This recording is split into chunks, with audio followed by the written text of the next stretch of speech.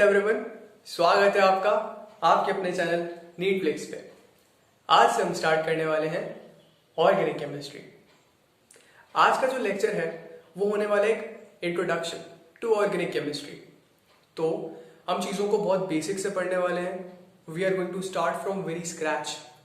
तो अगर आप 11th क्लास के स्टूडेंट हैं, 10th क्लास के हैं या इवन 12th क्लास के हैं तो ये लेक्चर आपके किसी काम का हो सकता है। अगर आप ड्रॉपर हैं या रिपीटर हैं तो आपके एग्जाम्स आ रहे हैं तो मैं सजेस्ट करूंगा आप भले वीडियो बंद कर सकते हैं। ठीक है, तो सबसे पहले बिल्कुल इंट्रोडक्शन से हम बात करते हैं। सबसे पहली चीज ऑर्गेनिक केमिस्ट्री होती क्या है। सी सबसे पहले जो ट्रेडिशनल डेफिनेशन है कि फर्स्ट टाइम एक साइंटिस्ट थे बर्जीलियस, उन्होंने एक थ्योरी एक प्रपोजिशन दिया था। जो उनका प्रपोजिशन था उसके बेसिस पे जो ट्रेडिशनल डेफिनेशन है वो ऑर्गेनिक केमिस्ट्री का हम पढ़ते हैं। वो क्या था पुराना डेफिनेशन? सबसे पहले ऑर्गेनिक वर्ड का मतलब क्या है उनके अकॉर्डिंग। ऑर्गेनिक वर्ड का मतलब है something which is derived from living beings. अब लिविंग बीइंग्स वो सारी चीजें जो जिंदा है, चाहे वो प्लांट्स हैं, एनिमल्स हैं या इवन ह्यूमंस हैं, वो सब लिविंग बीइंग्स में आते हैं। तो वहां से जो भी चीजें डिराइव होगी उसे हम बोलते हैं organic. And what is chemistry? Chemistry study of chemicals. अब केमिकल्स में चाहे वो स्ट्रक्चर्स हो गई, उनकी प्रॉपर्टीज हो गई या रिएक्शंस हो गई, वो सारी चीजें केमिस्ट्री में पढ़ते हैं। So simply study of chemicals is chemistry. तो ऑर्गेनिक केमिस्ट्री क्या होगा? Study of those chemicals which are derived from living beings. वो सारे केमिकल्स जो लिविंग बीइंग्स से मिलते हैं उनकी स्टडी जो होगी उसे हम बोलेंगे ऑर्गेनिक केमिस्ट्री। तो ये ट्रेडिशनल डेफिनेशन था ऑर्गेनिक केमिस्ट्री का। मैं यहां पे लिख देता हूं, study of chemicals derived from living beings. ये डेफिनेशन जो है ये डिस्कार्ड कर दी गई है। क्यों करी डिस्कार्ड? सबसे पहले डेफिनेशन का ओरिजिन क्या है? जो साइंटिस्ट थे बर्जीलियस,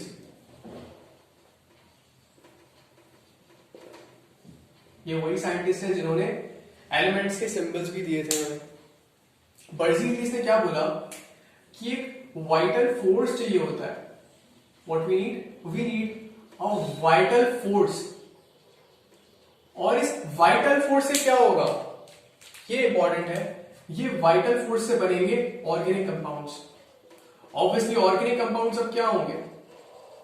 ऑर्गेनिक कंपाउंड्स वो कंपाउंड्स हैं जो लिविंग बीइंग से डिराइव हो रहे हैं उनके अकॉर्डिंग। तो ये हो गए ऑर्गेनिक कंपाउंड्स जो बन रहे हैं वाइटल फोर्स से। अब ये वाइटल फोर्स क्या है? सी जो नेचर है दैट प्रोड्यूसेस वाइटल फोर्स। जो नेचर फोर्स प्रोड्यूस कर रहा है वो वाइटल फोर्स है। तो जो भी चीजें नेचर ने बनाई है वाइटल फोर्स का यूज करके, जो भी चीजें नेचर ने बनाई है including human beings, including plants, उनके अंदर जो केमिकल्स मिल रहे हैं लिविंग बीइंग्स के अंदर, वो सब क्या है? ऑर्गेनिक कंपाउंड्स है। तो वहां से डेफिनेशन आया कि जो भी चीज नेचर ने बनाई है हम उसे नहीं बना सकते। Remember this thing. इस पूरी डेफिनेशन में ये चीज इंपॉर्टेंट है कि ऑर्गेनिक कंपाउंड्स को हम सिंथेसाइज नहीं कर रहे हैं, वो लिविंग बीइंग्स हमें मिल रहे हैं। और वो लिविंग बीइंग्स कौन बना रहा है? ऑब्वियसली हमें कौन बना रहा है? नेचर बना रहा है। तो जो भी चीजें जो लिविंग बीइंग्स जिन्हें नेचर ने बनाया, ऑब्वियसली वहां से जो आपको कंपाउंड्स मिल रहे हैं वो है ऑर्गेनिक कंपाउंड्स। ये डेफिनेशन था बर्जीलियस। अब सी हुआ क्या? से फॉर इंस्टेंस यहां पर अगर आपने ही कोई ऑर्गेनिक कंपाउंड बना दिया, अभी तक इस डेफिनेशन में बनाने की बात नहीं हुई है इस प्रपोजिशन में। अगर आपने बना दिया और अगर बर्जीलियस मैं हूं तो मेरा जो पूरा प्रपोजिशन इसका बैंड बन जाएगा। यही हुआ था। हुआ क्या था? जो फ्रेडरिक वोलर है, साइंटिस्ट थे फ्रेडरिक वोलर, इन्होंने क्या किया? इन्होंने एक ऑर्गेनिक कंपाउंड को बना दिया लेबोरेटरी में। कैसे बनाया? इन्होंने लिया ammonium cyanate. This is ammonium cyanate, ammonium and this part is cyanate. उसको उन्होंने क्या किया? हीट किया। और हीट किया तो एक ऐसा कंपाउंड मिला जो हमें लिविंग बीइंग से मिल रहा था, यूरिया। जो यूरिया है ये मेटाबॉलिक वेस्ट होता है। जो भी लिविंग बीइंग्स इंक्लूडिंग ह्यूमंस, वहां पर ये मेटाबॉलिक वेस्ट जनरेट होता है यूरिया। तो इसका मतलब बन तो लिविंग बीइंग्स में ही रहा था, वहीं से मिल रहा था पहले वाले टाइम्स में। इवन ये डाई का मॉर्डेंट है, ये मॉर्डेंट होता है डाइज में। जो डाई होता है वो ज्यादा टाइम तक चले तो उसमें ये केमिकल डाला जाता है कि ऑब्वियसली कपड़े पे आपको डाई चढ़ाना होता है, तो जो फैब्रिक का मॉलिक्यूल होता है और डाई का मॉलिक्यूल होता है वहां पर ये बॉन्डिंग करता है, चिपक जाता है, तो जो डाई होती है वो काफी समय तक फैब्रिक पे रहती है। तो वहां पर इसका यूज किया जाता था। और निकालते कहां से एक्सट्रैक्ट किया जाता था? लिविंग बीइंग से, यूरिन में से। यूरिया को यूरिन में से एक्सट्रैक्ट किया जाता था। तो उन्हें क्या पता कि लिविंग बीइंग से आ रहा था, लेकिन फ्रेडरिक वोलर ने इसको लेबोरेटरी में बना दिया। तो इनका जो पूरा प्रपोजिशन था बर्जीलियस का, ऑर्गेनिक केमिस्ट्री की जो ट्रेडिशनल डेफिनेशन थी यहीं पे खत्म हो गई। तो नई डेफिनेशन क्या है फिर? इसके बाद जो नई डेफिनेशन थी वो थी स्टडी ऑफ ऑर्गेनिक कंपाउंड्स। क्या कहा? अब क्या कहते हैं? अब बोलते हैं कि जो ऑर्गेनिक केमिस्ट्री है it is study of organic compounds. अब ये ऑर्गेनिक कंपाउंड्स क्या है? सी, सबसे पहले मैं आपको बता दूं जो ऑर्गेनिक कंपाउंड्स हैं ये आपको लगभग हर जगह मिलेंगे। इवन जो बिल्डिंग ब्लॉक्स होते हैं हमारी बॉडी के, सेल्स हैं, उसमें प्रोटीन होता है, हमें पता है। जो प्रोटीन्स हैं they are building blocks of our body, क्योंकि सेल के अंदर इतनी सारी चीजें, फिलामेंट्स हैं, इंटरमीडिएट फिलामेंट्स हैं, जो ऑर्गेनेल्स हैं, जो फॉस्फोलिपिड है, मेम्ब्रेन का जो फॉस्फोलिपिड है वहां पे प्रोटीन्स होते हैं, इंटीग्रल प्रोटीन्स होते हैं। हमें पता है प्रोटीन हमारा बिल्डिंग ब्लॉक है बॉडी का, वो क्या है? ऑर्गेनिक कंपाउंड है। जो हमारा सबसे अबंडेंट फ्यूल होता है बॉडी के अंदर, ग्लूकोज होता है, वो भी एक ऑर्गेनिक कंपाउंड है। जो हमारे हार्मोन्स है बॉडी के अंदर, स्टेरॉइड हार्मोन्स है, प्रोटीनेशियस हार्मोन्स है, हमने एपिनेफ्रिन की बात करी थी, नॉर एपिनेफ्रिन की बात करी थी, जिसे हम एड्रेनालिन, नॉर एड्रेनालिन बोलते हैं, वो भी एक ऑर्गेनिक कंपाउंड है। आप लोग मुझे देख पा रहे हो, क्यों देख पा रहे हो? बिकॉज आपकी आईज के अंदर एक केमिकल है रेटिनल। हमने बात करी थी जो फोटो रिसेप्टर्स होते हैं, रॉड्स एंड कोन्स, उनमें रोडोप्सिन फोटोप्सिन होता है। जो रोडोप्सिन था उसके बारे में हमने बात करी थी, उसमें रेटिनल होता है और ऑप्सिन होता है। जब लाइट पड़ता है तो रोडोप्सिन टूट जाता है रेटिनल और ऑप्सिन के अंदर, और इसके बाद एक कैस्केड ऑफ रिएक्शन चालू होता है जहां पर मेम्ब्रेन की परमिबिलिटी चेंज, इसकी वजह से हम चीजों को देख पाते हैं। रेटिनल भी एक ऑर्गेनिक कंपाउंड है। वैसे ही पॉलीमर्स हो गए, जो मेडिसिन है, एस्पिरिन, पैरासिटामोल, पेनिसिलिन जो सबसे पहला एंटीबायोटिक डिस्कवर हुआ था, फ्लेमिंग ने किया था, सब फ्लेमिंग ने, वो भी एक ऑर्गेनिक कंपाउंड है। वैसे ही ऑर्गेनिक कंपाउंड्स आपको लगभग हर एक जगह मिलने वाले हैं। तो अब इन सारे कंपाउंड्स के अंदर तो एक कोई डेफिनेशन देना यहां पर जस्टिफाई नहीं कर पाएगा। अगर हम कोई एक पर्टिकुलर कैरेक्टर ले लें इसका, हमें कोई एक कैरेक्टर चाहिए होगा कि इतनी जगह आपको ऑर्गेनिक कंपाउंड्स मिल रहे हैं, तो कोई एक कॉमन प्रॉपर्टी या एक ऐसी चीज जो कॉमन है इन सबके अंदर, आपको वो ढूंढनी पड़ेगी। वो क्या थी? Presence of carbon. तो हमने क्या बोल दिया? ऑर्गेनिक कंपाउंड्स क्या है? They are carbon containing compounds.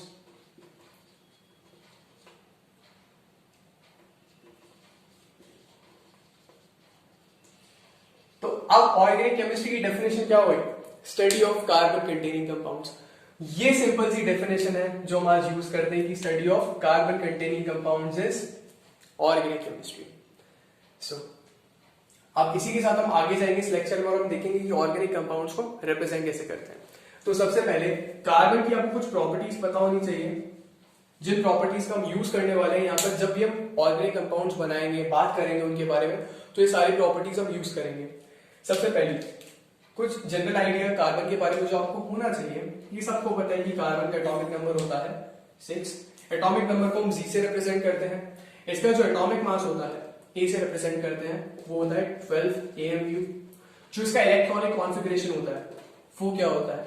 वो होता है 1s2 2s2 2p2। ये हो गया इसका इलेक्ट्रॉनिक कॉन्फ़िगरेशन।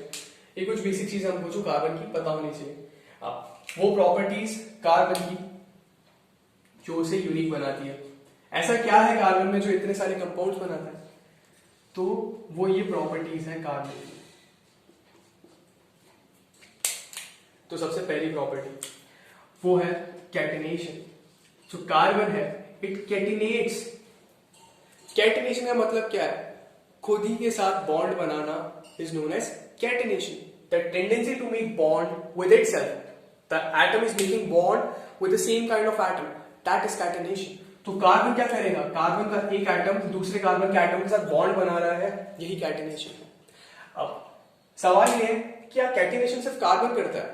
क्योंकि ऑर्गेनिक केमिस्ट्री में बात कर रहे हैं study of carbon containing compounds, तो हमें पता है कि ऑर्गेनिक केमिस्ट्री कितनी बड़ी है। हमें पता है केमिस्ट्री के अलग अलग डिविजन है, physical chemistry, inorganic chemistry. Organic chemistry सिर्फ कार्बन कंटेनिंग कंपाउंड्स को ही डेडिकेटेड है। क्यों? बिकॉज ये इतने सारे कंपाउंड्स हैं इवन कि इन्हें एक बार में तो आप कभी पढ़ भी नहीं पाओगे, इतने सारे कंपाउंड्स होते हैं यहाँ पर अकेले सिर्फ कार्बन के। तो ऐसा क्या है जो इसे यूनिक बनाता है? कैटेनेशन। तो कैटेनेशन क्या सिर्फ कार्बन करता है? नहीं, कैटेनेशन और भी एटम्स और भी अलग अलग एलिमेंट्स के एटम्स करते हैं। जस्ट लाइक सिलिकॉन एक कॉमन सा एग्जांपल है जो इसी ग्रुप में आता है। जिस ग्रुप में कार्बन होता है उसी ग्रुप में सिलिकॉन भी होता है।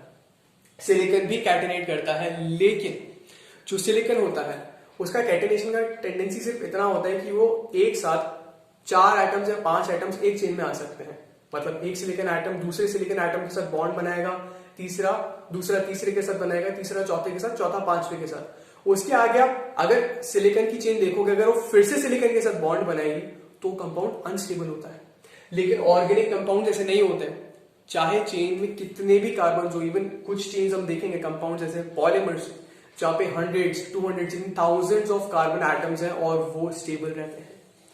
तो इसके लिए जो कैटेनेशन की एक्सटेंट है, कैटेनेशन कार्बन में भी होता है और भी बहुत सारे एटम्स एग्जिबिट करते हैं, लेकिन जिस एक्सटेंट पे कार्बन करता है दैट इज इंप्रेसिव। ऐसा कोई और नहीं कर पाता, कोई और एटम इस एक्सटेंट पे कैटेनेट नहीं कर पाता है। इसके लिए कार्बन के जो कंपाउंड्स हैं वो बहुत सारे हैं, वो लंबी लंबी चेन्स बना सकता है। ठीक है। दूसरी प्रॉपर्टी है टेट्रावैलेंसी। ये सारी प्रॉपर्टीज मैं आपको अप्लाई करके दिखाऊंगा कैसे हम इसका यूज करेंगे। टेट्रावैलेंसी मतलब होता है कार्बन की वैलेंसी क्या है? 4। मतलब टेट्रा मतलब 4, वैलेंसी मींस ऑब्वियसली। ठीक है। अब टेट्रावैलेंसी का मतलब क्या है? जो कार्बन है वो एक साथ 4 बॉन्ड बना सकता है एट अ टाइम। कार्बन एक साथ 4 बॉन्ड्स बना सकता है। इसको आप एक तरह से 4 आर्म समझ सकते हो बेंटेन, कि एक साथ आपके 4 हाथ हैं, कार्बन 4 हाथों का यूज करके एटम्स के साथ बॉन्ड बनाता है। अब इसे आप जस्टिफाई भी कर सकते हो, ये टेट्रावैलेंट है, इसकी 4 वैलेंसी है। कैसे? कार्बन का एटॉमिक नंबर है 6। तो जो नियरेस्ट नोबल गैस है, सेकंड नंबर पे आता है हीलियम, 10th नंबर पे आएगा नियॉन। तो जो इनका डिफरेंस है 6 से 2 का और 10 का, वो 4 आएगा। तो कार्बन यहां से आप वैलिडेट कर सकते हो कि जो कार्बन की वैलेंसी है वो 4, इट इज टेट्रावैलेंट। इसकी वजह से कार्बन के जो कंपाउंड्स हैं, ऑर्गेनिक कंपाउंड्स हैं, वहां पे आपको ब्रांचिंग देखने को मिलती है। कैटेनेशन से लंबी लंबी चेन्स बनेगी, टेट्रावैलेंसी उसे चांस देती है कि वो ब्रांचेस बना सके, तो वो और एक्सटेंसिव नेटवर्क बन जाता है उन कंपाउंड्स का। तो ये दो प्रॉपर्टीज कार्बन की सुपर इंपॉर्टेंट। एक और property carbon simple one, covalent bonding. ये कोवेलेंट बॉन्ड्स बनाता है। कोवेलेंट बॉन्ड्स जब हम बॉन्डिंग पढ़ेंगे इन डिटेल तब बात करेंगे बॉन्डिंग के बारे में, कोवेलेंट बॉन्ड तब देखेंगे इन डिटेल। फिलहाल के लिए आपको पता होना चाहिए कि इलेक्ट्रॉन्स की शेयरिंग की वजह से बनता है। इलेक्ट्रॉन्स की शेयरिंग होती है, उसकी वजह से कोवेलेंट बॉन्ड बनता है। इसके अगेंस्ट जो आयनिक बॉन्ड होता है वो तब बनता है जहां पर कंप्लीट ट्रांसफर होता है इलेक्ट्रॉन का। एक एटम से दूसरे एटम में जब इलेक्ट्रॉन जाता है तो चार्जेस क्रिएट होते हैं, negative charge and positive charge. तो वो चार्जेस एक दूसरे को अट्रैक्ट करते हैं इलेक्ट्रोस्टैटिक फोर्स ऑफ अट्रैक्शन से, जिसे ही हम आयनिक बॉन्ड बोलते हैं। तो कोवेलेंट बॉन्ड में कंप्लीट चार्जेस नहीं आते, यहाँ पे सिर्फ पार्शियल चार्जेस अपीयर करते हैं, वो भी तब जब इलेक्ट्रोनेगेटिविटी में डिफरेंस होता है। यहाँ पे सिर्फ इलेक्ट्रॉन की शेयरिंग होती है। ठीक है। कोवेलेंट बॉन्ड में क्या होता है? एक डैश लाइन बताती है सिंगल बॉन्ड, 2 डैश होती है तो डबल बॉन्ड, 3 डैश होती है तो ट्रिपल बॉन्ड। ऑब्वियसली 4 बॉन्ड्स नहीं होंगे हमारे पास यहाँ पे।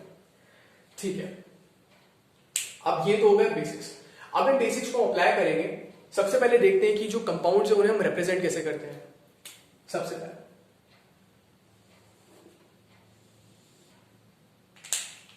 जो रिप्रेजेंटेशन है कंपाउंड्स का वो हम कैसे करते हैं।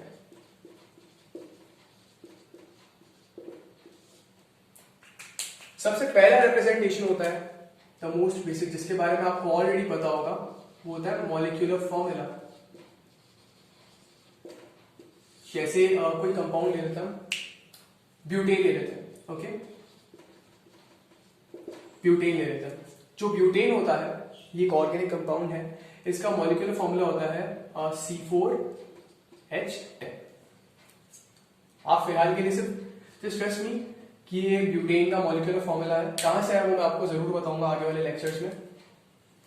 अब जो मॉलिक्यूलर फॉर्मूला है, आप देखो इसका सबसे एडवांटेज क्या है हमारे पास, जो सबसे बड़ा एडवांटेज है, वो कि कौन कौन से एटम्स एक कंपाउंड के अंदर प्रेजेंट है वो हमें पता चल जाता है, मतलब टाइप्स ऑफ एटम्स आपको पता चल जाएंगे मॉलिक्यूलर फॉर्मूला से, और कितने एटम्स हैं एक पर्टिकुलर टाइप के एलिमेंट के वो भी आपको पता चल जाएगा। लेकिन क्या पता नहीं चलता है, आपको ये नहीं पता है कि कौन सा एटम किस एटम से बॉन्ड बना रहा है, जो बॉन्डिंग है what atom is bonded to what, वो आपको यहां से पता नहीं चलता है। तो ये ड्रॉबैक है मॉलिक्यूलर फॉर्मूला। दूसरी चीज, आपको इसका जो स्पेशल ओरिएंटेशन है, ये इसका जो स्ट्रक्चर है वो कैसा है वो आपको कभी भी पता नहीं चलता है। तो ये दो बहुत बड़े ड्रॉबैक है मॉलिक्यूलर फॉर्मूला के। क्या पता चलता है सबसे पहले आपको, क्या बता रहे हैं आपको, ये आपको बता रहे हैं types and numbers of atoms, ये आपको बता रहा है। क्या नहीं बता रहा है, ये तो बता रहा है, क्या नहीं बता रहा है, आपको नहीं पता चल रहा है कि इसका स्ट्रक्चर क्या है और what is bonded to what, ये चीज नहीं पता चल रही है। अब इस लिमिटेशन को ओवरकम किया था सेकंड रिप्रेजेंटेशन से, जो हमारे पास क्या है स्ट्रक्चरल फॉर्मूला की। जो स्ट्रक्चरल फॉर्मूला है ये भी दो टाइप का होता है। सबसे पहले वाले की हम बात करेंगे, जो पहला वाला स्ट्रक्चरल फॉर्मूला है वो है कंप्लीट स्ट्रक्चरल फॉर्मूला। इसके अंदर क्या होता है, ये एक तरह से लुईस स्ट्रक्चर की जैसा है, जहां पे हम एग्जैक्टली दिखा देते हैं कि कौन सा एटम किस एटम से बॉन्डेड है। अब ये ब्यूटेन की बात कर रहे हैं, ब्यूटेन का हम स्ट्रक्चर बनाएंगे यहाँ पे कंप्लीट स्ट्रक्चर, सारे बॉन्ड्स को हम एक्सपोज करेंगे।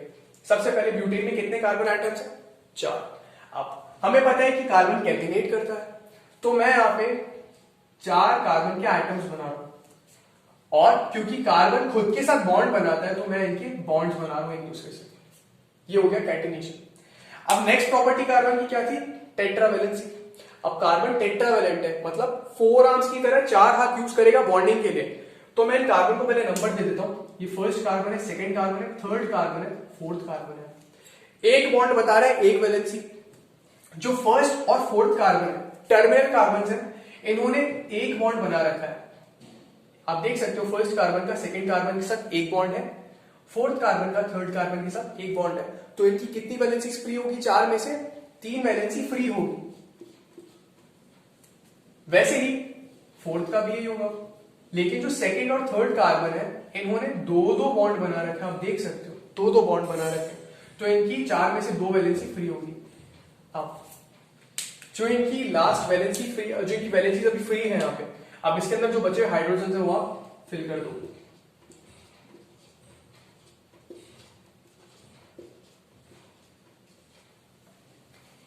तो ये हो गया, ये जो स्ट्रक्चर है यहाँ पे, ये है स्ट्रक्चर ब्यूटेन का, ये स्ट्रक्चर है ब्यूटेन का। अब मुझे कैसे पता है यहाँ पे सिर्फ एक ही बॉन्ड बनेगा, हो सकता है ना कोई कार्बन 2 बॉन्ड भी बना सकता है, 3 भी बना सकता है, तो वहां पे उसका वैलेंसी कम हो जाएगा। जो वर्ड एन आ गया, ये आगे बात करेंगे नॉमेनक्लेचर में कि जब भी वर्ड एन आ जाता है, कहां गया ब्यूटेन, ये रहा, जब एन सफिक्स आता है तो इसका मतलब क्या है, सिर्फ सिंगल बॉन्ड है कार्बन की चेन के अंदर। ये जो कार्बन की चेन बनी है यहाँ पे सिर्फ सिंगल बॉन्ड होगा अगर एन आया सफिक्स तो। ठीक है, तो ये तो हो गया ब्यूटेन का complete structural formula. This is complete structural formula, complete structural formula. Next representation होता है कंडेंस्ड स्ट्रक्चरल फॉर्मूला। जो कंडेंस्ड स्ट्रक्चरल फॉर्मूला होता है, इसमें क्या होता है, जो कार्बन और हाइड्रोजन होते हैं, यहाँ पे जो कार्बन और हाइड्रोजन है, मैं इनके जो बॉन्ड्स होंगे उन्हें ओमिट कर दूंगा। This is what happens in most often conditions. Most often यही होता है कि जो कार्बन और हाइड्रोजन होते हैं उनके बॉन्ड्स को ओमिट करते हैं। तो अगर मैं कार्बन और हाइड्रोजन के सारे बॉन्ड्स को ओमिट कर दूंगा तो आपको कुछ ऐसा दिखेगा, कार्बन का स्केलेटन ऐसा दिखेगा। अब जो फर्स्ट कार्बन है वो 3 हाइड्रोजन से बॉन्डेड है, तो मैं यहाँ पे ये दिखा दूंगा कि कितने हाइड्रोजन से फर्स्ट कार्बन बॉन्डेड है। वैसे सेकंड और थर्ड कार्बन 2-2 हाइड्रोजन से बॉन्डेड है, और जो फोर्थ कार्बन है अगेन 3 हाइड्रोजन से बॉन्डेड है। तो ये हो गया कंडेंस्ड स्ट्रक्चरल फॉर्मूला ब्यूटेन का। कई बार आपको कुछ टेक्स्ट बुक के अंदर आपको ये देखने को मिलेगा, जो कार्बन और कार्बन का बॉन्ड है वो भी ओमिट होता है। तो ये कोई अलग चीज नहीं है, ये भी वही चीज है। इसे भी हम क्या बोलते हैं, कंडेंस्ड स्ट्रक्चरल फॉर्मूला बोलते हैं। ये चीजें पढ़ना जरूरी क्यों है, कई बार क्या होता है एग्जाम के अंदर, अभी जो पैटर्न चल रहा है वो देख के लग रहा है कि ऐसी चीजें भी वो पूछ सकते हैं, और जो जीनियस होते हैं ना वो बहुत सिंपल चीजों में फंसते हैं। तो आपको ये छोटी छोटी चीजें भी पता होनी चाहिए। वो क्वेश्चन में ये भी पूछ सकता है कि इनमें से कौन सा कंडेंस स्ट्रक्चरल फॉर्मूला है, कौन सा कंप्लीट स्ट्रक्चरल फॉर्मूला है, कौन सा बॉन्ड लाइन फॉर्मूला है। तो आपको पता होना चाहिए कि कौन कौन सा इनमें से कंडेंस स्ट्रक्चरल फॉर्मूला है, कौन सा मॉलिक्यूलर फॉर्मूला है, कौन सा बॉन्ड लाइन फॉर्मूला है। ठीक है, अब लास्ट रिप्रेजेंटेशन है, जो लास्ट रिप्रेजेंटेशन अपना वो है बॉन्ड लाइन फॉर्मूला।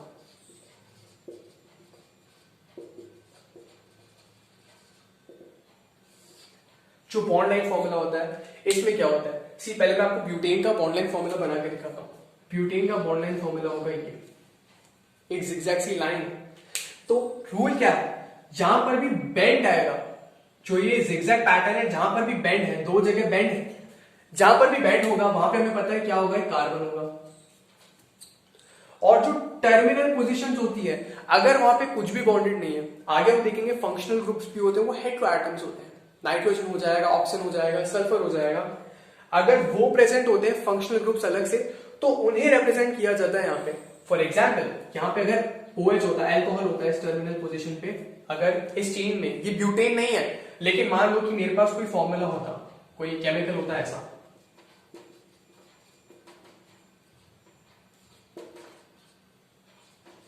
ये क्या है, ये है ब्यूटेनॉल। OH ग्रुप आ जाता है तो वो एल्कोहल बन जाता है, तो ये क्या है, ब्यूटेनॉल है।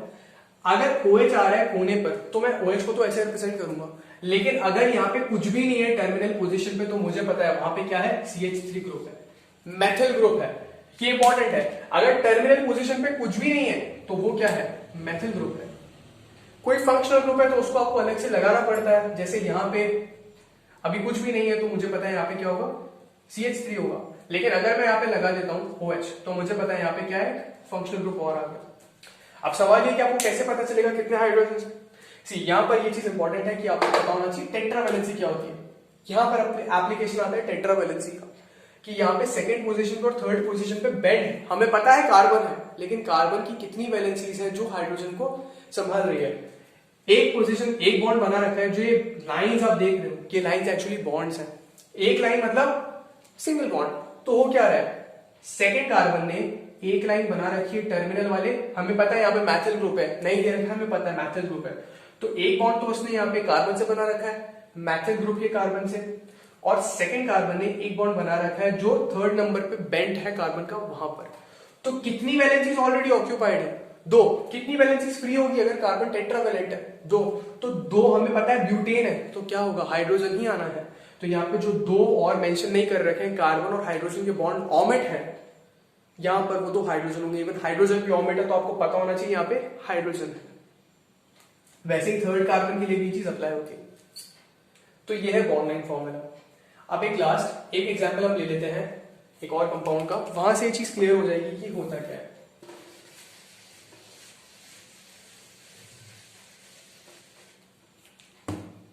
मैं ले लेता हूं सबसे पहले बेंजीन। बेंजीन एक ऑर्गेनिक कंपाउंड है, इसका मॉलिक्यूलर फॉर्मूला है C6H6। इसका जो स्ट्रक्चरल फॉर्मूला है वो है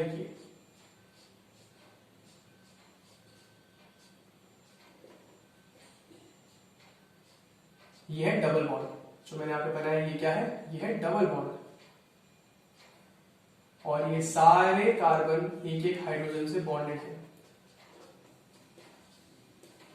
आप चाहो तो खुद भी बनाकर देख सकते हो, आपका जो नॉलेज आपको पता है सारे कार्बन से, मैंने आपको बता दिया डबल बॉन्ड है, तो इनका टेट्रावैलेंसी वाला जो रूल है वहां से आप यूज कर सकते हो इसका वैलेंसीज को फिल करने के लिए। ये हो गया इसका complete structural formula. Condense structural formula में कार्बन और हाइड्रोजन के बॉन्ड्स को फॉर्मेट कर दोगे तो आपको कंडेंस स्ट्रक्चरल फॉर्मूला मिल जाएगा। इंपॉर्टेंट क्या है, इंपॉर्टेंट है इसका बॉन्ड लाइन फॉर्मूला। तो इसका बॉन्ड लाइन फॉर्मूला कैसे बनेगा, मैं यहाँ पे बनाऊंगा सबसे पहले एक हेक्सागन। ये मैंने बना दिया एक हेक्सागन, इसकी 6 वर्टिसेस है यहाँ पे। जो हर एक बेंट है वो क्या बता रहा है, यहाँ पर क्या है, कार्बन है। सारे जो भी बेंट है यहाँ पर, यहाँ पर, यहाँ पर, यहाँ पर, यहाँ पर, यहाँ पर कार्बन है, हर जगह कार्बन है। अच्छा, अब जो ये वाला कार्बन है मैंने नेम करता हूं 1 2 3 4 5 and 6। We can use another color here, so I'm using blue color. Okay, जो 6th कार्बन और 1st कार्बन है उनके बीच में क्या है, डबल बॉन्ड है, तो यहाँ पे एक डैश नहीं बनेगा, 2 डैश बनेंगे। वैसे जो 2nd और 3rd कार्बन है उनके बीच में डबल बॉन्ड है, डबल डैश। 4th और 5th कार्बन है उसके बीच में भी डबल बॉन्ड। तो ये बन गया बॉन्ड लाइन फॉर्मूला किसका, बेंजीन का। हाइड्रोजन मुझे मैंने आपको बता रखा है, जो बेंड है यहाँ पे आपको पता है, ये वाला कार्बन ले लेते हैं 1st कार्बन, इसने 2 बॉन्ड बना रखे हैं 6th कार्बन के साथ और 1 बॉन्ड बना रखा है 2nd कार्बन के साथ। तो मतलब ऑलरेडी इसने 3 वैलेंसी अपनी यूज कर ली। एक वैलेंसी फ्री होगा तो वो ऑब्वियसली यहाँ पे मेंशन नहीं करते हूँ किसके साथ होगा, हाइड्रोजन के साथ होगा, अनटिल एंड अनलेस यहाँ पे कोई फंक्शनल ग्रुप है तो ये क्या है, अब ये है बेंजीन का बॉन्ड लाइन फॉर्मूला। एक line single bond, 2 line double bond, 3 line है तो ट्रिपल बॉन्ड। तो ये रिप्रेजेंटेशन होता है ऑर्गेनिक कंपाउंड्स का जब हम ऑर्गेनिक केमिस्ट्री की बात करेंगे। एक बार देख लेते हैं आज के लेक्चर में हमने क्या देखा। हमने बात करी ऑर्गेनिक केमिस्ट्री की ट्रेडिशनल डेफिनेशन के बारे में, जिसके according organic chemistry study of chemicals which were derive from living beings. वो लिविंग बींग्स कौन है, ह्यूमंस, एनिमल्स, प्लांट्स, कोई भी हो सकता है। बर्जीलियस इसने कहा था कि वाइटल फोर्स होता है जिसकी वजह से ऑर्गेनिक कंपाउंड्स बनते हैं, लेबोरेटरी में सिंथेसाइज नहीं होते हैं।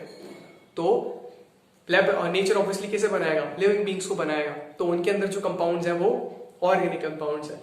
फ्रेडरिक वुलर ने इस प्रपोजिशन को ब्रेक किया था। उन्होंने क्या किया, ऑर्गेनिक कंपाउंड को, यूरिया को लेबोरेटरी में बनवा के दिखाया था अमोनियम साइनेट से। उसकी वजह से हमारा जो नया डेफिनेशन ऑर्गेनिक केमिस्ट्री का वो है study of carbon containing compounds, that is known as organic chemistry. Organic chemistry में हम कंपाउंड्स को कैसे रिप्रेजेंट कर रहे थे, एक मॉलिक्यूलर फॉर्मूला था जहां पे आपको types and number of atoms पता है एक एलिमेंट के।